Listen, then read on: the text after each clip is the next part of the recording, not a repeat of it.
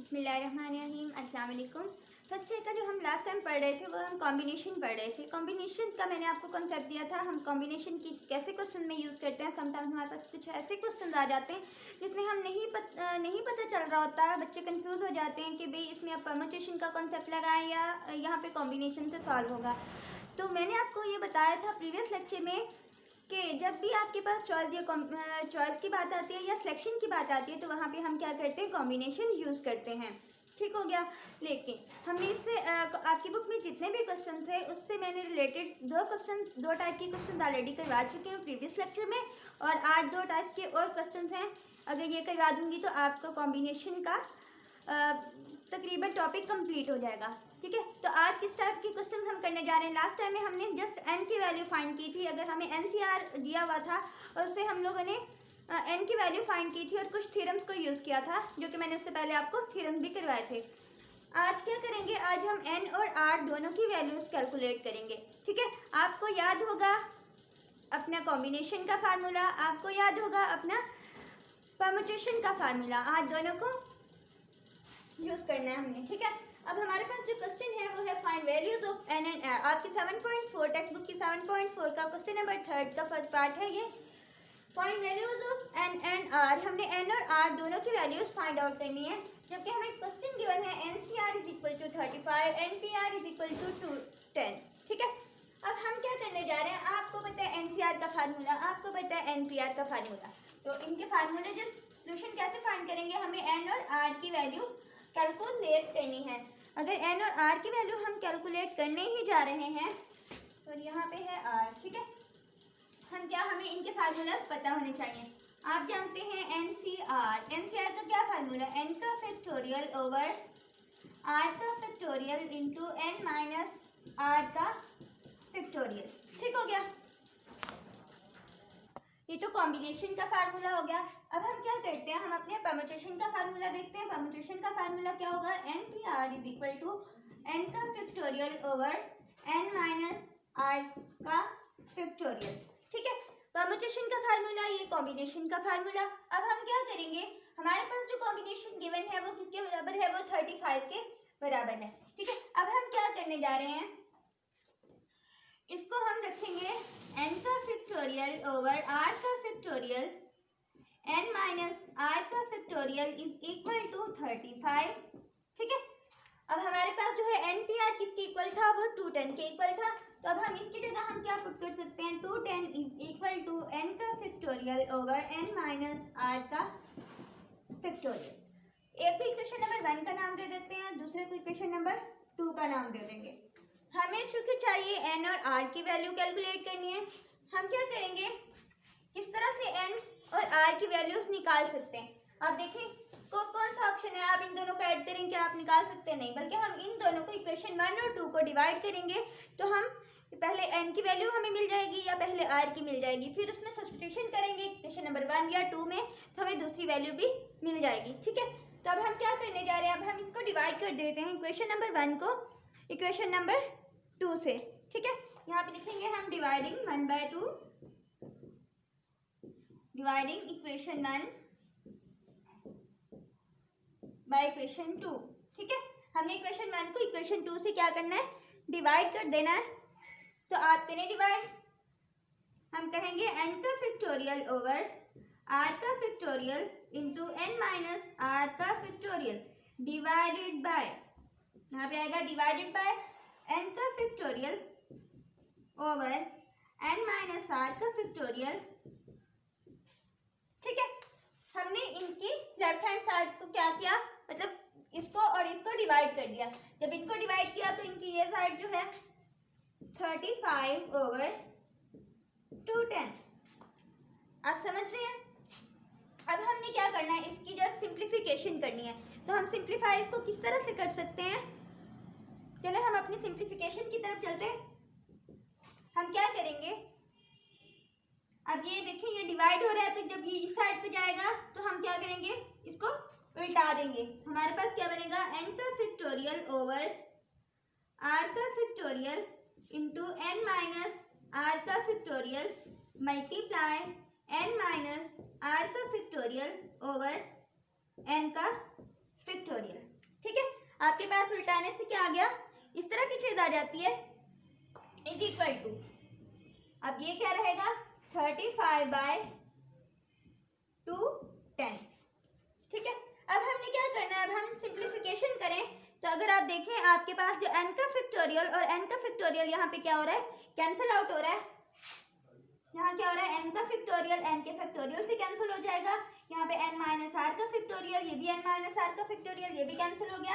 आपके पास अकेला क्या बच गया, यहाँ पे आपके पास बचा है ओनली 1/r का फैक्टोरियल इज इक्वल टू 35 को जब 210 पे डिवाइड करते हैं तो हमारे पास जो आंसर आता है वो क्या आता है, 35 को अगर आप करें 1/6 आ जाता है।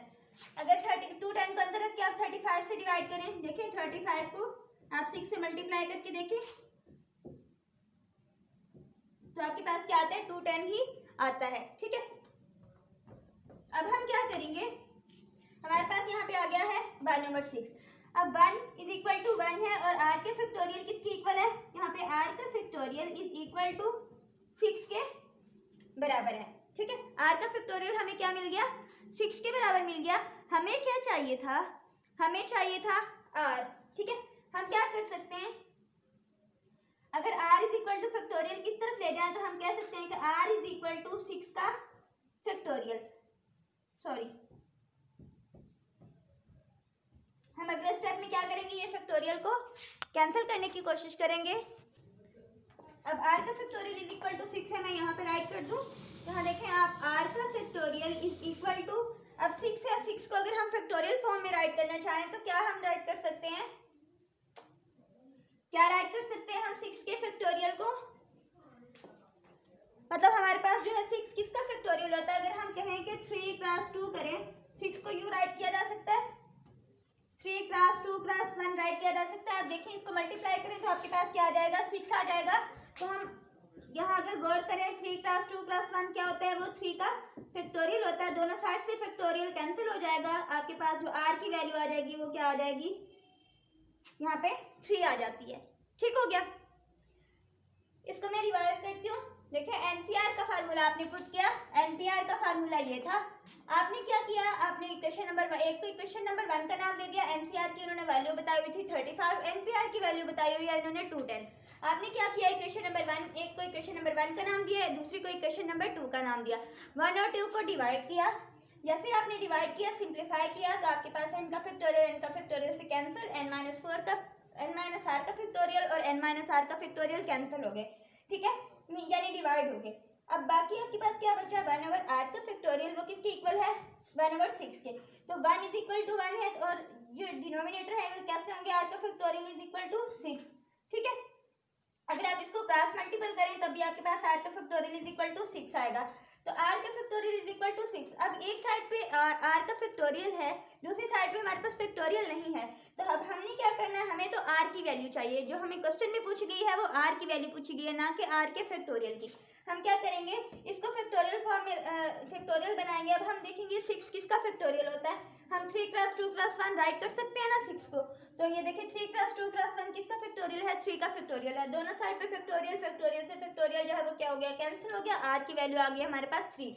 अब हमारे पास r की वैल्यू तो निकल आई, हमें क्या चाहिए, अब हमें n की वैल्यू चाहिए। n की वैल्यू कैसे फाइंड करेंगे, अगर मैं इसमें इक्वेशन नंबर 2 में पुट कर दूं, अगर मैं इक्वेशन नंबर 2 में इसको पुट कर दूं r की वैल्यू को, तो मेरे पास जो है वो n की वैल्यू आ सकती है। मैं कह सकती हूँ कि put r is equal to 3 in equation number 2। Equation number 2 में मैंने क्या किया, r की वैल्यू को पुट कर दिया। अब यहाँ पे n का factorial over n minus r की जगह क्या रखूंगी, 3 रखूंगी, n माइनस 3 का फैक्टोरियल बन जाएगा। ठीक है, अब 210 इज इक्वल टू n का फैक्टोरियल। अब देखें n का फैक्टोरियल, इसे हम अगर एक्सपैंड करना चाहें तो हम किस तरह राइट कर सकते हैं, n का फैक्टोरियल किसके इक्वल होगा, यहाँ पे देखें n का फैक्टोरियल को हम कैसे राइट कर सकते हैं, n into n minus 1, n minus 2, n minus 3 up to so on, ऐसे कर सकते हैं ना, कहाँ तक जाएगा हमें नहीं पता। अगर हम यहाँ पे स्टॉप करना चाहें n माइनस 3 का फैक्टोरियल, तो हम यू भी राइट किया जा सकता है, n का factorial equal to n into n minus 1, n minus 2, n minus 3 का फैक्टोरियल। यू राइट किया जा सकता है, बिल्कुल किया जा सकता है, तो हम यू राइट कर लेते हैं।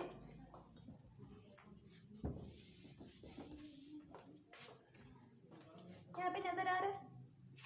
अब यहाँ हम क्या करेंगे, n का factorial over n into n minus 1 n minus 2 n minus 3 का फैक्टोरियल। ठीक हो गया। अब यहाँ पे क्या है, n माइनस 3 का फैक्टोरियल। अब यहाँ पे n माइनस 3 और n माइनस 3 क्या हो जाएंगे, ये दोनों के साथ n माइनस 3 का फैक्टोरियल और n माइनस 3 का फैक्टोरियल कैंसिल हो गए, यानी डिवाइड हो गए। हमारे पास क्या बचा है, n into n minus 1 n into n minus 1 n minus 2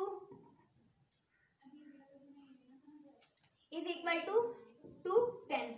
अब हमें क्या करना है,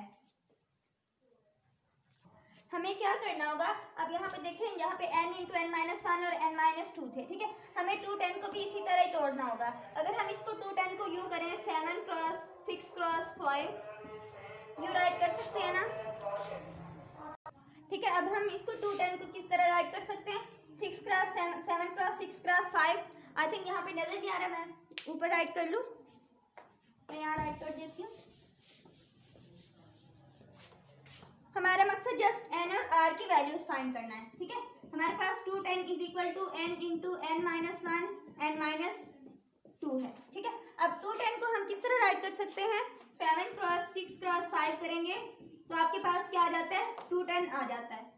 अगर मैं कहूँ कि मैं उसको पहले राइट कर लूँ, n into n minus 1 n minus 2 is equal to 7 cross 6 cross 5। आप देखें आपके पास n की वैल्यू, n की जो भी वैल्यू होगी उसमें से n माइनस 1 करें। n की अगर वैल्यू आप 7 है, n माइनस 1 की वैल्यू क्या होगी, 7 माइनस 1 इज 6, ये है। n माइनस 2 की वैल्यू क्या होगी, 7 माइनस 2 इज 5, ठीक है।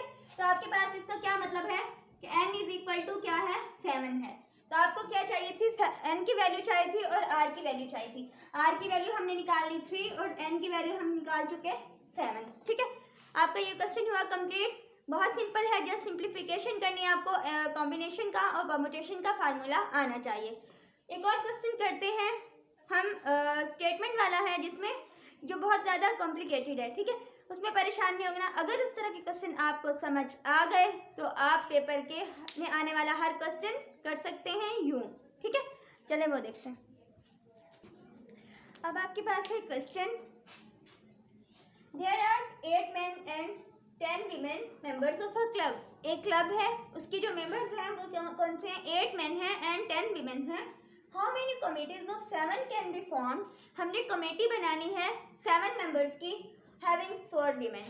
अब इस क्वेश्चन के हमारे पास 3 पार्ट्स हैं। एक में कह रहा है कि हैविंग 4 women, एक में कह रहा है एट मोस्ट 4 women और एट लीस्ट 4 women, ठीक है। अब जब एट मोस्ट एट लीस्ट वाले क्वेश्चन आते हैं, वहाँ पे आपने कंफ्यूज नहीं होना। उसका क्या मतलब है अभी मैं बताती हूँ आपको। पहले हम कहते हैं कि वो कैसे हम कमेटी बनाएंगे। यहाँ पे एक ऐसा क्लब है जहाँ पे 8 आदमी हैं और 10 औरतें हैं। अब उन्होंने क्या कहा है कि ये तो क्लब के मेंबर्स हैं, ठीक है। अब एक कमेटी बनानी, how many committees of 7 members can be form. अब 7 मेंबर्स की हम कमेटी बनाना चाह रहे हैं, तो कैसे कमेटी बनेगी, कितनी कमेटीज बन सकती हैं, हैविंग 4 women। वो कह रहा है कि अगर उनके पास जो है, जो भी कमेटी बनाए वो कमेटी ऐसी होनी चाहिए उसमें 4 औरतें हों, ठीक है।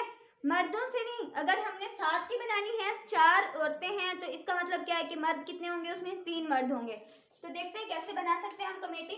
सबसे पहले इसको सॉल्व करने के लिए हमें पता होना चाहिए कि टोटल मैन कितने हैं। टोटल मैन हमारे पास कितने हैं, 8 हैं।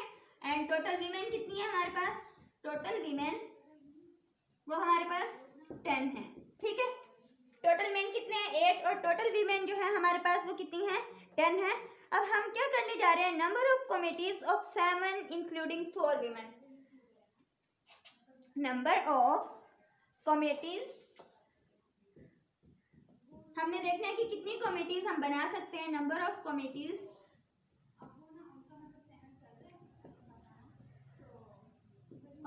ऑफ 7 मेंबर्स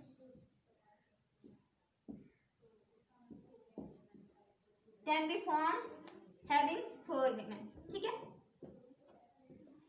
अब इन्होंने क्या किया है, एक ऐसी कमेटी बनाई है, कमेटी में ये शर्त दे दी गई है कि आपने 7 मेंबर्स रखने हैं।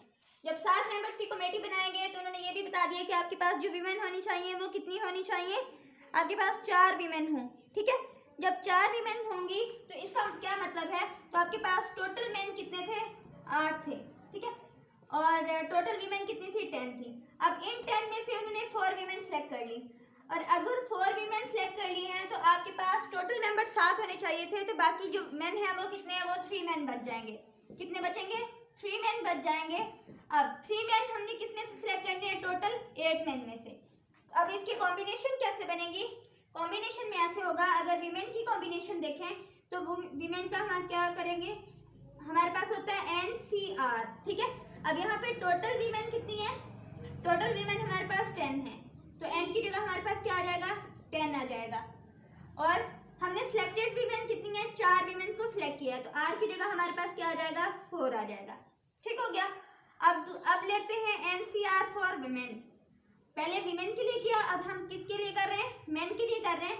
तो n की क्या मतलब है, n का मतलब है टोटल मेन कितने हैं, यहाँ पे हमारे पास टोटल मेन थे 8, n की जगह क्या आ जाएगा 8। और हमने सिलेक्ट कितने किए, अगर हमने 4 वीमेन को सिलेक्ट किया तो इसका क्या मतलब है, 7 की कमेटी में 3 ही आदमी बचेंगे, तो r की जगह हमारे पास क्या आ जाएगा, 3 आ जाएगा। अब ठीक है, अब हमारे पास ये वीमेन की कॉम्बिनेशन खड़ी है, ये मेन की कॉम्बिनेशन खड़ा है। अब आपको यहाँ पे ये डिसाइड करना है कि ये दोनों कॉम्बिनेशंस को हम मल्टीप्लाई करेंगे या ऐड करेंगे, क्योंकि उन्होंने कहा है कि हमने एट अ टाइम मर्दों को भी लेना है और औरतों को भी लेना है। ठीक है, हमने 7 मेंबर्स बनाने हैं इंक्लूडिंग मेन एंड वीमेन। तो अगर जब हम एट अ टाइम दोनों को ले रहे हैं तो हम कौन सा प्रिंसिपल यूज करेंगे, प्रिंसिपल ऑफ मल्टीप्लिकेशन। जब एट अ टाइम हम दोनों काम कर रहे हों, दोनों चीज़ों को इकट्ठा कर रहे हों, तब हम क्या करते हैं, मल्टीप्लिकेशन प्रिंसिपल यूज करते हैं। तो यहाँ पे हम क्या कर देंगे, मल्टीप्लिकेशन। ठीक हो गया। अब आपको फार्मूला आता है कॉम्बिनेशन का, चलें उसको सॉल्व करते हैं इसको। अब यहाँ पे क्या आएगा, 10 का फैक्टोरियल ओवर 4 का फैक्टोरियल इंटू 10 माइनस 4 का फैक्टोरियल मल्टीप्लाई 8 का फैक्टोरियल ओवर 3 का फैक्टोरियल इंटू 8 माइनस 3 का फैक्टोरियल। ठीक हो गया। अब इसको सिंप्लीफाई करेंगे तो आपके पास सिंप्लीफिकेशन से क्या आंसर आता है, वो सिंप्लीफाई तो आप खुद भी कर सकते हैं, क्योंकि मैंने आपको सिंप्लीफिकेशन बता रखी है कि हम सिंप्लीफिकेशन किस तरह से कर सकते हैं। इसका आंसर आएगा हमारे पास 11760। ठीक है, आंसर कितना आएगा, 11760। इसका क्या मतलब है, हम इतने नंबर की कमेटी बना सकते हैं, मतलब इतने तरीकों से 11760 कमेटीज हम बना सकते हैं, जिनमें हमारे पास 4 औरतें और 3 मर्द रहेंगे। ठीक है, हमने क्या करना है, 4 औरतें और 3 मर्द जब रहे हमारे पास, तब हम इतने नंबर ऑफ वेज में कमेटीज बना सकते हैं, इतनी कमेटियां बना सकते हैं। तो ये तो हो गया हमारे पास जब 4 औरतें थी। ठीक है, अब हम करने जा रहे हैं जब हमारे पास एट द मोस्ट 4 वीमेन हो। अब हमारा क्वेश्चन क्या होगा, at the most 4 women, at the most 4 women. अब आप सोच रहे होंगे एट द मोस्ट 4 वीमेन का क्या मतलब है। यहाँ एट द मोस्ट 4 वीमेन का ये मतलब है कि हम जो कमेटी बनाने जा रहे हैं 7 मेंबर्स की, उसमें हमारे पास जो मैक्सिमम औरतें जो है हम 4 ले सकते हैं। 3 की भी कमेटी, 3 औरतें लेके भी कमेटी बनाई जा सकती है, 2 लेके भी, 1 लेके भी कमेटी बनाई जा सकती है। लेकिन हमारे पास जो ज़्यादा से ज़्यादा औरतें हम सेलेक्ट कर सकते हैं, सिर्फ 4 औरतें, एक कमेटी में सिर्फ 4 औरतें ज़्यादा से ज़्यादा हो सकती हैं, उससे कम हो सकती हैं, लेकिन ज़्यादा से ज़्यादा 4 हो सकती हैं, 4 से हम बढ़ नहीं सकते। ठीक है, तो इसके लिए अगर 4 कहते हैं कि एट द मोस्ट 4 वीमेन हो, तो इसका क्या मतलब है कि हमारे पास 4 औरतें, अगर हम 4 औरतें ले लेते हैं, 4 वीमेन ले लेते हैं, तो इसका क्या मतलब है, मेन कितने होंगे हमारे पास, 7 की कमेटी बनानी है, हमारे पास 3 मेन होंगे। ठीक है, एक ये पॉसिबिलिटी है हमारे पास। और अगर हम कहते हैं कि हम 3 वीमेन रखते हैं, ठीक है, हम 4 नहीं रखते, हम 3 वीमेन रखते हैं, तो 3 वीमेन के साथ हमारे पास जो है मेन कितने होंगे, यहाँ पे 4 मेन हो जाएंगे। ठीक है, और एक और ये भी पॉसिबिलिटी है कि हमारे पास 2 वीमेन हो। अगर मैं कहती हूँ कि हम लोग पहले 3 वीमेन ले रहे थे, अब 2 वीमेन ले लें, तो हमारे पास यहाँ पे मेन कितने हो जाएंगे, 5 मेन हो जाएंगे। आप बात समझ रहे हैं ना, हमने क्या करना है, एट द मोस्ट 4 वीमेन लेनी थी, at the most for women का मतलब ये था कि हम जितनी भी कमेटीज बनाएं उनमें जो ज़्यादा से ज़्यादा औरतें इकट्ठी करें वो 4 हों, ठीक है, 4 से कम हो सकती हैं। तो हमने सपोज किया कि अगर हम 4 औरतें लें तो हमारे पास मर्द 3 होंगे, 3 औरतें लें तो मर्द 4 होंगे, 2 औरतें लें तो मर्द 5 होंगे। अगर मैं एक ही औरत रख लूँ तो मेरे पास क्या होगा, अगर 1 वुमेन हो तो मैन कितने होंगे, 6 मैन हो जाएंगे, ठीक है। इस तरह के हमारे हम अब इसकी भी कॉम्बिनेशन, इसका भी कॉम्बिनेशन, इसका भी कॉम्बिनेशन और इसका भी कॉम्बिनेशन फाइंड आउट करेंगे, ठीक है। यहाँ पे हमें कितनी कॉम्बिनेशन फाइंड करना पड़ेंगी, 4 कॉम्बिनेशन फाइंड करना पड़ेंगी, ठीक है। अब उन्होंने क्या कहा है, आपने कमेटी बनानी है लेकिन शर्त ये है कि मर्द और औरतें दोनों कमेटी में होनी चाहिए, ठीक है। जब मर्द और औरतें दोनों का होना लाजमी है तो हम ये कमेटी बनेगी 4 औरतों और 3 मर्दों वाली, या ये कमेटी बनेगी या ये बनेगी या ये बनेगी, ये मर्द और औरतों वाली कॉम्बिनेशंस को हम क्या करेंगे, मल्टीप्लाई करेंगे। क्यों? क्योंकि ये ज़रूरी है कि मर्द और औरतें मिला के कमेटी बना रहे हैं। लेकिन अब आप कहेंगे एक तो ये कमेटी बन गई, एक ये कमेटी, एक ये कमेटी, एक ये कमेटी, ठीक है। अब इन 4 कमेटीज के दरमियान, इन 4 कमेटीज जो मतलब एक इसकी कॉम्बिनेशन, एक इसका कॉम्बिनेशन, इसका और इसका, इनको ऐड क्यों करेंगे? क्यों? क्योंकि हम कह रहे हैं कि at the most for women की हम कमेटी बनाएं, हमारे पास या ये कमेटी बने, या हम इस कमेटी को सिलेक्ट कर लें, या इसको सिलेक्ट कर लें, या इसको सिलेक्ट कर लें। यहाँ पे एक बार हम और का यूज़ कर रहे हैं। हमने जो 4 कमेटीज बन गई हैं, हमारे पास 4 पॉसिबिलिटीज़ हैं कमेटी बनाने की, उनमें से हमने कोई एक कमेटी सिलेक्ट करनी है भाई। तो इस तरह से उनके दरमियान हम प्लस का साइन लगाएंगे। तो देखते हैं कैसे। अगर यहाँ पे पहले एक कमेटी थी 4 वीमेन और 3 मैन वाली, हम यहाँ पे क्या करेंगे, 4 वीमेन, और टोटल वीमेन कितनी है भाई हमारे पास, यहाँ पे टोटल वीमेन को देखो, ठीक है। और सॉरी, यहाँ पे एक और भी हमारे पास कमेटी बन सकती थी कि अगर हम औरतें ले ही ना, औरतें कोई भी ना हो, तो यहाँ पे सिर्फ 0 वीमेन हो, ठीक है, 0 वुमेन हो, और हमारे पास मैन जो है वो क्या हो, वो 7 के 7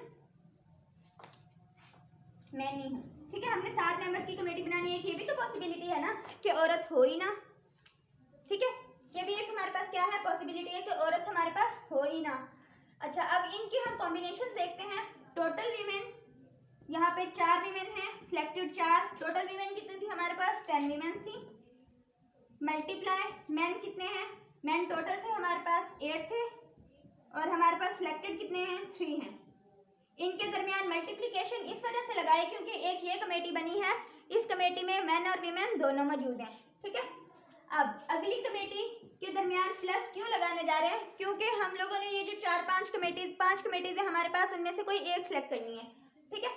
इस वजह से हम बीच में क्या लगा रहे हैं, प्लस लगा रहे हैं। तो अब यहाँ पे 3 वीमेन हैं तो सिलेक्टेड 3, टोटल वीमेन कितनी थी, 10, मल्टीप्लाई यहाँ पे टोटल मैन कितने हैं, 8 टोटल हैं, और सिलेक्टेड कितने हैं, 4, प्लस इसकी बारी है कॉम्बिनेशन, यहाँ पे वीमेन कितनी है, 2 वीमेन है, और टोटल कितनी थी, 10 थी, क्रॉस।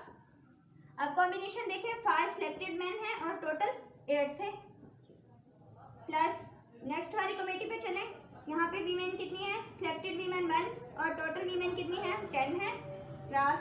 यहाँ पे सिलेक्टेड मैन कितने हैं, सिलेक्टेड मैन 6 है और टोटल मैन कितने थे, 8 थे, प्लस क्या होगा, यहाँ पे 0 वीमेन है तो यहाँ पे टोटल वीमेन 10 थी और सिलेक्टेड कितनी है, यहाँ पे 0 है, क्रॉस।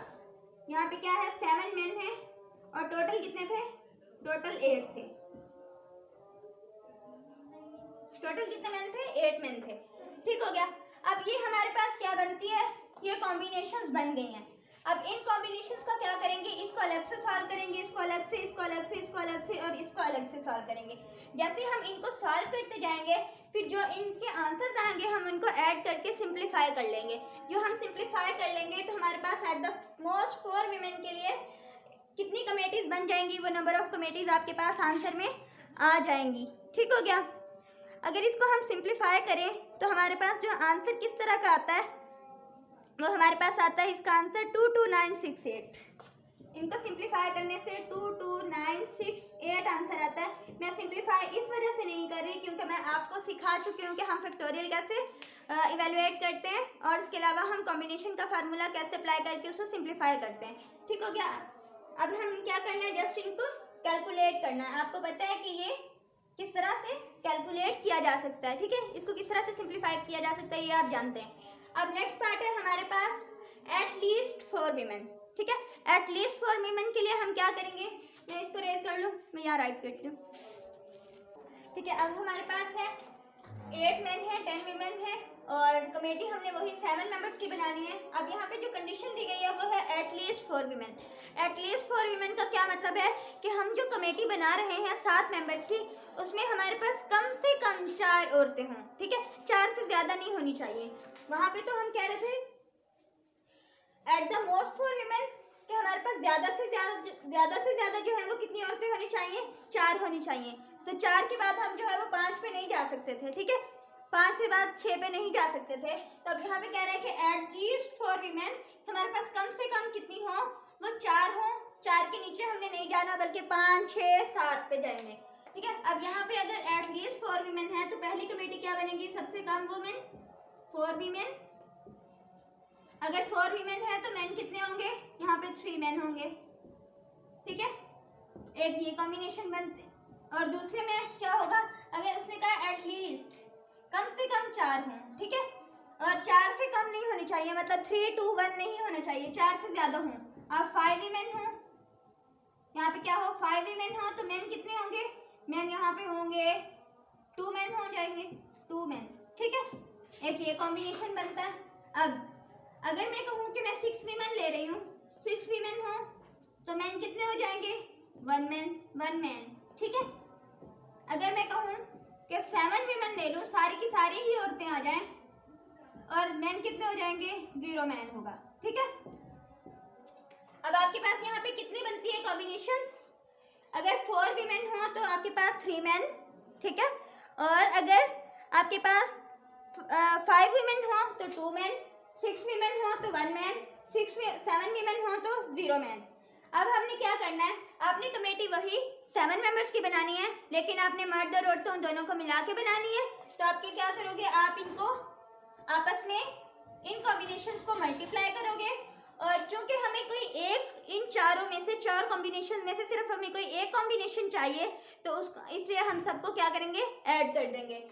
तो इस पे फार्मूला लगाएं, 4 वीमेन, पहले इस पे कॉम्बिनेशन इसको सॉल्व करते हैं। हमारे पास सिलेक्टेड 4 वीमेन, टोटल वीमेन कितनी थी, 10 थी, मल्टीप्लाई यहाँ पे 3 मैन है, सिलेक्टेड मैन 3 और टोटल 8 थे, प्लस यहाँ पे सिलेक्टेड वीमेन 5 है और टोटल हमारे पास कितनी थी, टोटल हमारे पास 10 थी, और मैन कितने थे, यहाँ पे सिलेक्टेड 2, टोटल 8 थे, प्लस यहाँ पे क्या होगा, 6 वीमेन, सिलेक्टेड वीमेन 6 है और टोटल जो है हमारे पास कितनी थी, 10 थी, और मैन जो है यहाँ पे सिलेक्टेड मैन 1 है और टोटल मैन 8 थे, प्लस यहाँ पे जो है वो मैन की लिखने की ज़रूरत नहीं है, अगर आप लिखना चाहो तो भी कोई मसला नहीं, लेकिन अगर ना लिखना चाहो क्योंकि 0 मैन है तो आप क्या से कॉम्बिनेशन क्या बनाओगे इसका।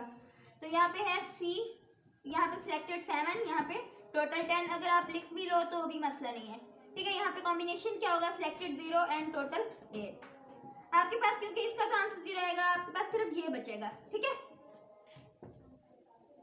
आप क्या करोगे, अब क्या करोगे, आप इसको सिंप्लीफाई करोगे, जो कि आप सिंप्लीफिकेशन सीख चुके हो कि आप किस तरह से कॉम्बिनेशन को ऐड कर सकते हो इनको सॉल्व करके, ठीक है। तो आपका सिंप्लीफिकेशन के बाद जो आंसर आ रहा है वो आ रहा है 20616। आंसर क्या आएगा, 20616।